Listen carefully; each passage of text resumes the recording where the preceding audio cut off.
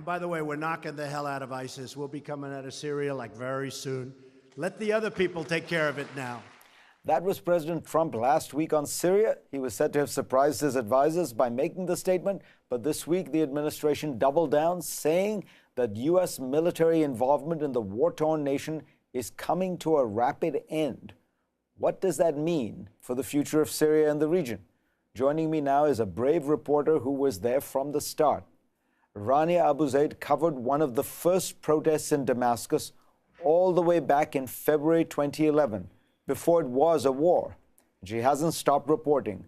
Her terrific new book is No Turning Back: Life, Loss, and Hope in Wartime Syria. Welcome, Rania. Thank you. So tell me, what is your sense of what would happen if the United States were to withdraw rapidly from Syria? Well, to start with, it's a rather small contingent, only about 2,000 personnel.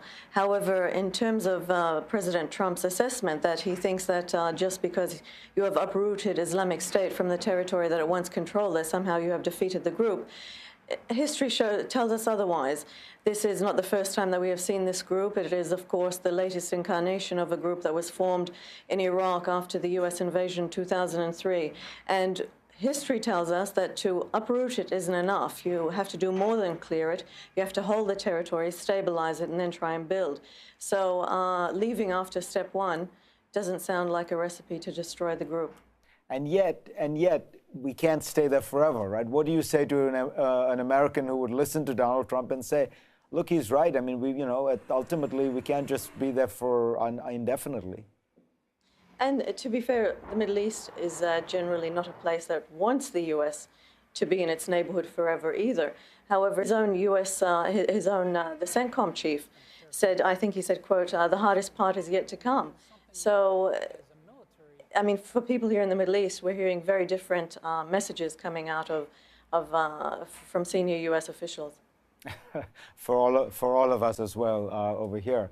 Let me ask you, though, about the sort of the tragedy of Syria, which is, I mean, you talk in your book about how the extraordinary reality at some point that the United Nations simply stopped counting the dead. There was so many, it was so difficult. Yes. How, at some level there is a kind of fatigue almost at the tragedy and the trauma, but how bad is it? Give us a sense of what things look like now. Well, the UN stopped counting in mid-2013, and the figure that's often cited is at least 500,000 people, 500,000 deaths. But that figure has been static for years now. And just imagine that in a country of 23 million people, that's 500,000 people means 500,000 families. And every family is part of a community. It's a massive ripple effect across a country. Half of the population of Syria has been displaced, either internally or externally.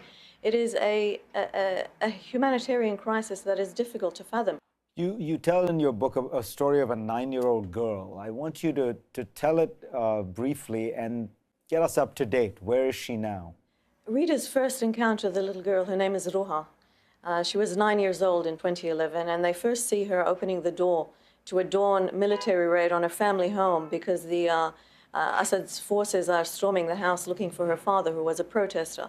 And you see the raid and everything that happens in 6 years after that through the eyes of this little girl and her family.